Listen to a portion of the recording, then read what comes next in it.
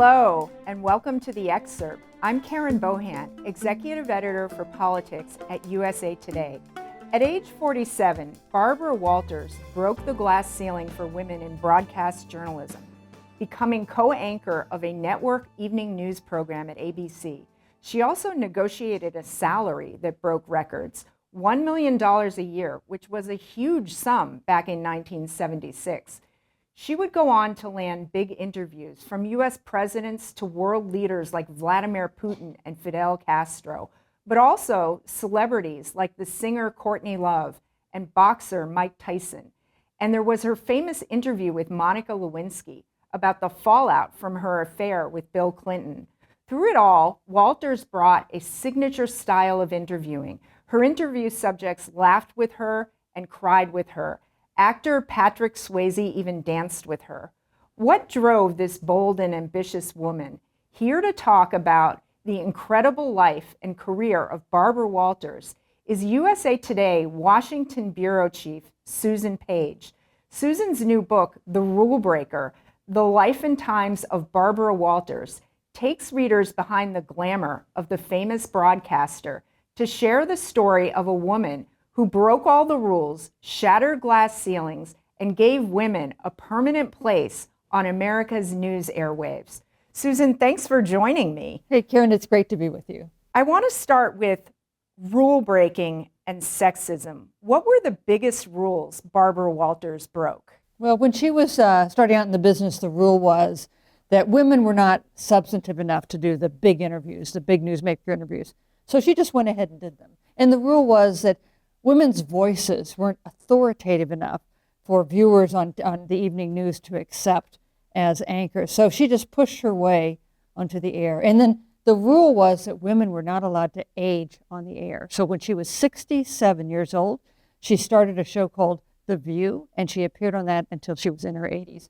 So for Barbara Walters, it's not just that she broke the rules, it's that she ignored the rules. She pretended that the rules simply could not possibly apply to her. Bring us inside a TV newsroom in the 1960s and 70s. What was it like for a young woman when Barbara Walters was getting her start? So she got her first job on TV as a writer for a short-lived CBS morning show because the man doing the hiring said she had the cutest ass. And this was a time when that kind of comment, nobody batted an eye at it.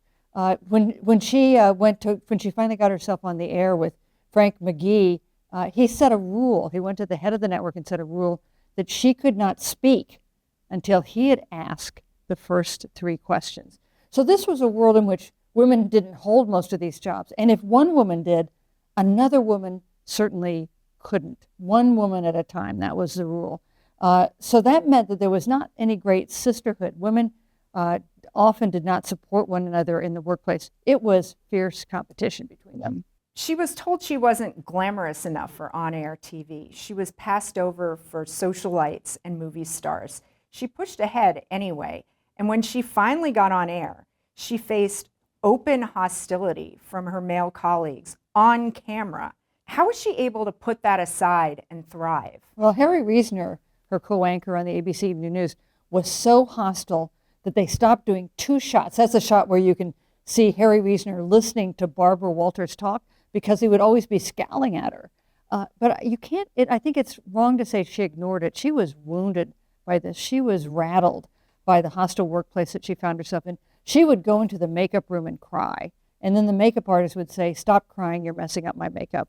So she didn't cry in front of Harry Reasoner because she would never have shown that kind of vulnerability with the men who were torturing her.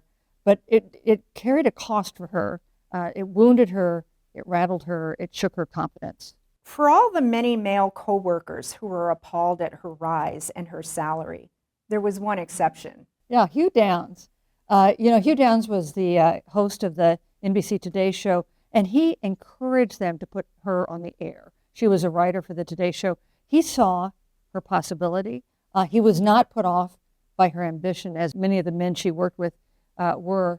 And she was helpful to her in a way almost no one else was. And later in their careers, they became co-hosts again on 2020. People like Walter Cronkite dismissed her as a showbiz type and said she wasn't a serious journalist. but her interviewing skills were legendary. She had this powerful connection with her interview subjects, and her audience loved it. What was her secret? She just worked harder than anybody else. She sometimes worked for years to get someone to agree to do an interview with her. She got a personal connection with newsmakers that served her well when she wanted to get them on the air. And she was relentless in working up questions and working over the questions and revising them again and again, putting them on 5x8 cards to say, what is the best question I could ask? And what is the best way I could ask it? Barbara Walters' childhood was unconventional and painful in a lot of ways. How did that shape her path? Yeah, unconventional for sure. Her father was one of the great impresarios of the 20th century, the founder of the famous Latin Quarter. Her mother was unhappy, distracted. Her older sister was developmentally disabled. And what her father would do, he would gain a huge fortune, and they would move into a penthouse off Central Park. And then he would gamble it all away, and they would find themselves all but penniless. He did this more than once, and that left her with a sense through her whole life that you could never count on things to be okay, that everything you had could be lost in an instant. One thing that surprised me in your book was that she got into TV journalism almost by accident. She didn't at first have this grand vision of becoming Barbara Walters, the TV anchor. You write that fresh out of college, she took a job as a secretary and then left that job when her boss became too amorous.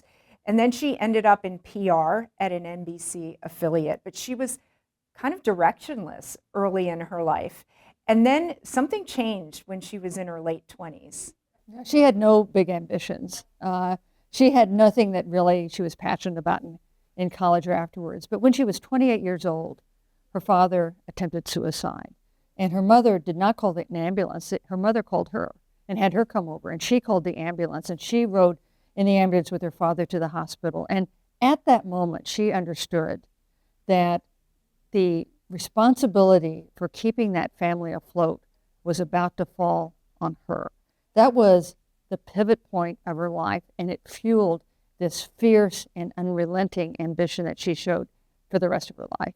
We talk a lot in journalism and other professions about work-life balance. For Barbara Walters, what was it like to be a news anchor and a single mother in the 1970s and 80s? So Barbara Walters did not worry much about work-life balance because she believed in work. Now, she adopted a daughter, but then she hired a live-in nanny and a live-out housekeeper to take care of her daughter. And there was never any question with her daughter or with her three husbands about who would come first if she had a chance at a big interview. Even with her close friends, they understood that they were not Barbara Walters' priority. And I think she paid a great cost for that late in her life when she found herself isolated and alone and sick in her Fifth Avenue apartment. What was your favorite Barbara Walters interview? You know, I think the interview she was proudest of was the one with Menachem Begin and Anwar Sadat, the first interview ever between an Egyptian president and an Israeli prime minister. And she especially liked the fact that she had beaten Walter Cronkite in getting that interview. And the interview that got the biggest splash, that had the biggest ratings of any interview on a single network before or since, was the interview with Monica Lewinsky. But I have to say, the interviews that I like most are the ones where she shows how fearless she is in standing up to power. You know, she was the first Western journalist to get an interview with Vladimir Putin after the 9/11 attacks in Moscow. And she knew the last question she wanted to ask, and she didn't write it down on one of her 5x8 cards because she was worried that Russian intelligence services would somehow find it and he would know this last question. And so the interview is almost over. She asked the last question. It was, President Putin, have you ever ordered a man killed? And he said, yet, which is an answer I don't think anybody believed. Well, it makes sense why she didn't write it down. When Barbara Walters passed away in 2022 at 93, her remains were brought to Miami, where her parents and older sister are buried. The gravesite is very private, but you were determined to find her parting words. Can you share the backstory? So she dies, and there's a great movement among ABC and others to have a big memorial service for her because she had been such an iconic figure. But her daughter wasn't comfortable with that. And so they cremated her body. The remains went to her daughter. Her daughter then told none of her friends or the ABC executives what her plan was. Now, I assumed that she would go and be interred in the same Miami cemetery where her parents and her sister were. But the cemetery refused to tell us, number one, that she was there, or number two, where she was. So I hired a researcher, Romy Ruiz, who is a Miami-based editor for USA Today, and I cannot tell you what she had to do, moving heaven and earth to find Barbara Walters' gravesite and the message that she left on her gravestone, which said, "No regrets, I had a wonderful life." Final question. Apart from being a trailblazer, how do you think Barbara Walters changed the news business itself? And where does her imprint continue to be most visible? You know, to say that Barbara Walters was a groundbreaking woman journalist understates her influence. She was a groundbreaking journalist of either gender. She was interested in presidents and murderers and sports figures and Hollywood figures, and she interviewed all of them. She thought all of them were worth interviewing. She was a great innovator at a time TV was just beginning to imagine its possibilities. I think she stands in the company of people like Roone Arledge and Edward R. Murrow and Oprah Winfrey when it comes to defining this medium and exploring its possibilities. Susan's book is called The Rule Breaker, and you can find it out on bookshelves or at your favorite online retailer April 23rd. Thanks so much for being on The Excerpt, Susan. Hey, thanks, Karen. I'm Karen Bohan. I'll see you next time.